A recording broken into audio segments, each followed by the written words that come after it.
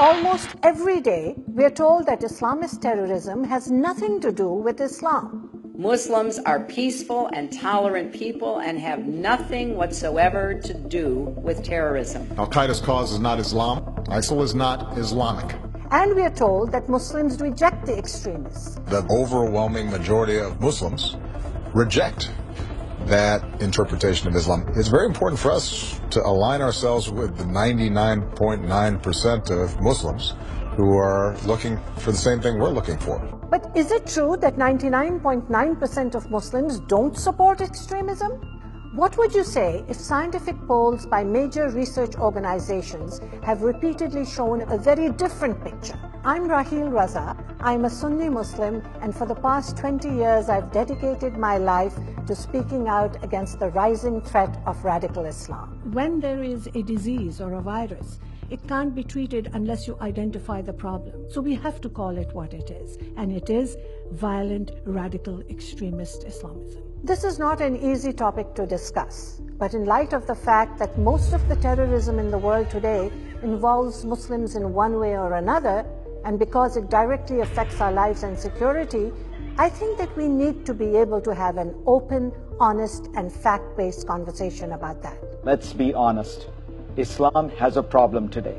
There is a cancer of extremism within Islam today. This is not a conversation about Islam. It's a conversation about the growing threat of radical Islam and how it affects us all. And that conversation begins now.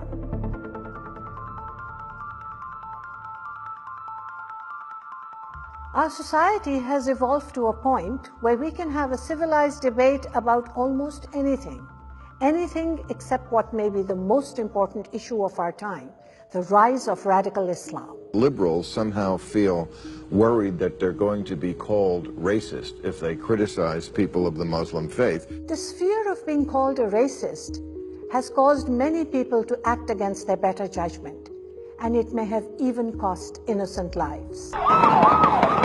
At least 14 killed, another 17 wounded. It happened in San Bernardino, a city. In San Bernardino, California, 2 Muslim terrorists who had pledged allegiance to ISIS killed at least 14 people. Inside Farouk's house, police found a virtual bomb-making laboratory with smokeless powder and remote-control cars. But a few weeks before the attack, some neighbors apparently noticed suspicious activity but didn't call the police. Why? That man that was interviewed said he never said anything because he didn't want to be seen as racially profiling. Did political correctness cost people their lives? It's hard to say for sure, but we do know that it's become harder and harder to speak about these things without being told we are racist. Freedom of speech, freedom to practice any religion you want without fear of violence. These are liberal principles that liberals applaud for.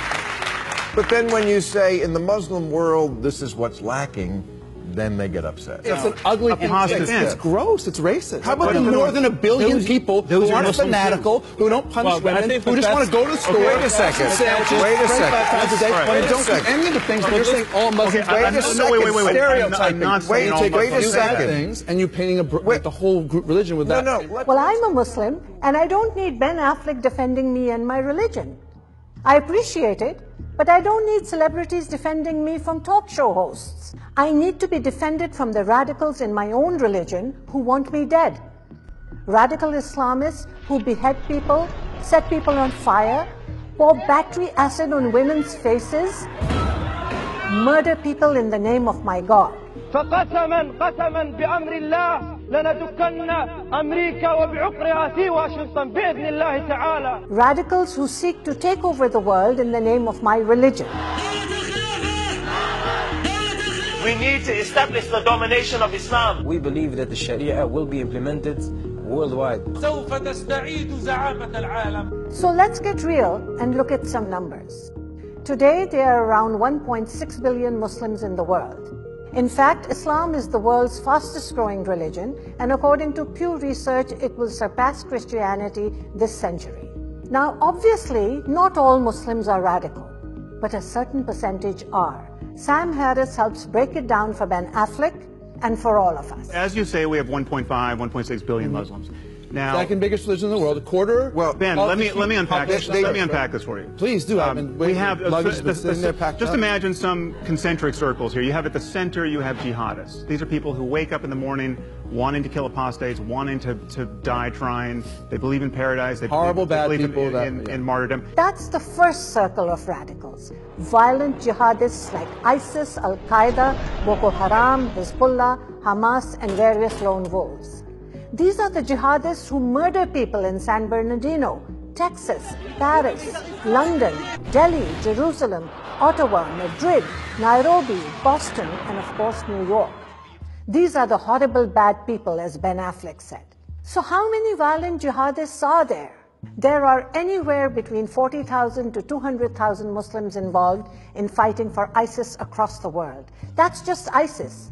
And it doesn't include the hundreds of thousands of jihadis fighting for Al-Qaeda, Hamas, Hezbollah, the Iranian Revolutionary Guard, and other groups. But the thing about terrorism is that it only takes a handful of terrorists to do serious damage and even change the way a society operates. Explosives hidden in shoes and other improvised bombs are an active, ongoing threat. And with the refugee crisis, the number of ISIS jihadis operating in the West is also set to increase. The huge numbers are a challenge to security, with many arriving refusing to identify themselves upon arrival in Europe. This is the ideal situation for ISIS to penetrate several countries in Europe. And according to reports, the mastermind of the Paris attacks snuck into Europe claiming to be a refugee. He boasted of being able to travel freely between Europe and Syria. And while radical Islamists are sneaking into Europe, twice as many British Muslims are fighting for ISIS than are fighting in the British Armed Forces. In the gruesome video showing James Foley's murder, many were shocked to hear his executioner speaking with a British accent. This is James Wright Foley. America is not immune to this danger. Today, federal prosecutors say a man trained in Syria returned to the United States to launch a terrorist attack here at home. According to U.S. Homeland Security, there have been over 122 U.S. terrorist cases involving homegrown violent jihadists since 9/11. Fortunately, many of them have been thwarted by law enforcement. That's the first circle. Murderous, violent jihadists in Europe, in America, and around the world. But what about the next circle outside of them? Outside of them, we have Islamists. These are people who are just as convinced of martyrdom and paradise and wanting to foist their religion on the rest of humanity, but they want to work within the system. They're not going to blow themselves up on a bus. They want to change governments. They want to use democracy against itself. Islamists want many of the same things as the jihadists. It's just that their tactics differ. So instead of engaging in terror themselves, they use the political and cultural system to further their aims. Take Gaza, for example. In 2006, Palestinians voted Hamas into power. Hamas is a radical terrorist group that used democracy to gain legitimacy and political power. Also included in this circle are a large percentage of Egyptians who in 2012 elected the Muslim Brotherhood into power. Egypt has a new president this evening, Mohammed Morsi, a member of the Muslim Brotherhood. The Muslim Brotherhood was formed in Cairo in 1928. It's known as the progenitor of modern political Islam and has a stated goal of establishing a global caliphate or Islamic state run in accordance with Sharia law. Morsi wants to impose Islamic law, limit the rights of women. His party is not pro-American. Now, while the Muslim Brotherhood is primarily a political organization, it has spawned many terrorist groups around the world, including Al-Qaeda, Hamas, and others. Although distinct from the groups we just described, there is an organization here in North America called CARE, which the Department of Justice said is or was a member of the U.S. Muslim Brotherhood.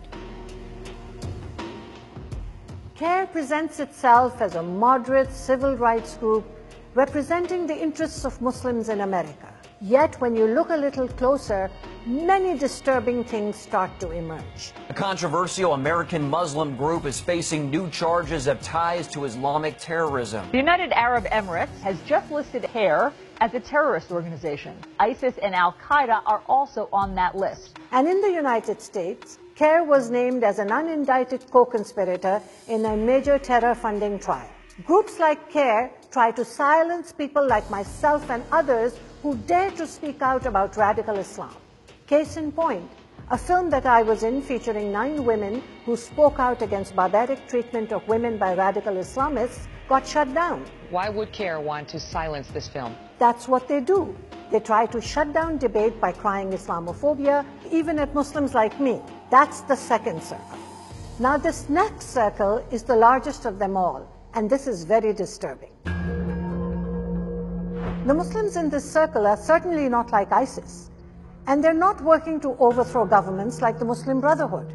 But they do hold beliefs and practices that no doubt will seem radical to you and me. They hold views about human rights and about women, about homosexuals, that are deeply troubling. Who are they? What are their beliefs?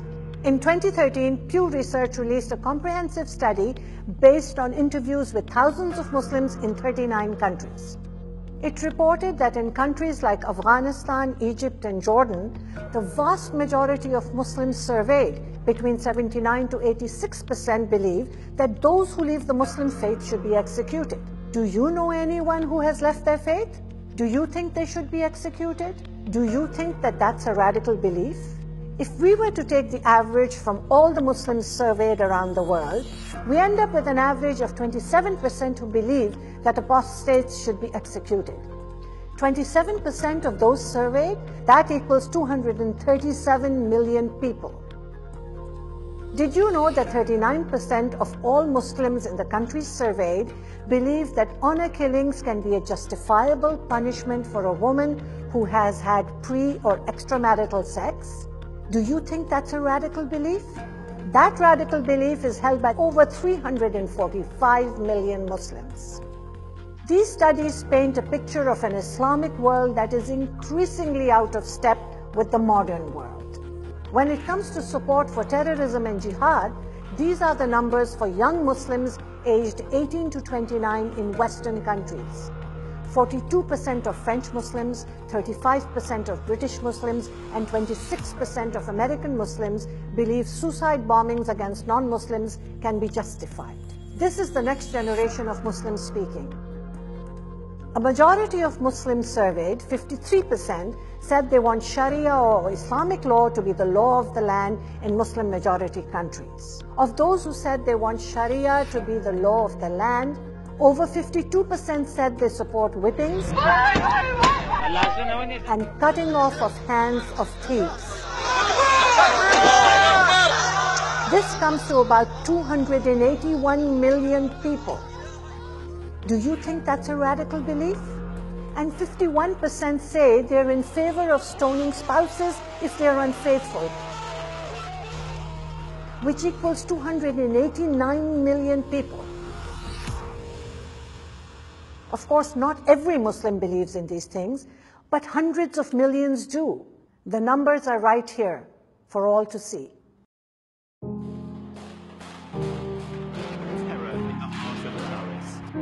It's time for an honest conversation about one of the most important issues of our time. By silencing the debate about radical Islamist beliefs, we abandon our own core beliefs of truth, free speech, and tolerance, and we abandon human rights in favor of political correctness. Together, we have begun the conversation. Now it's time for you to have your say.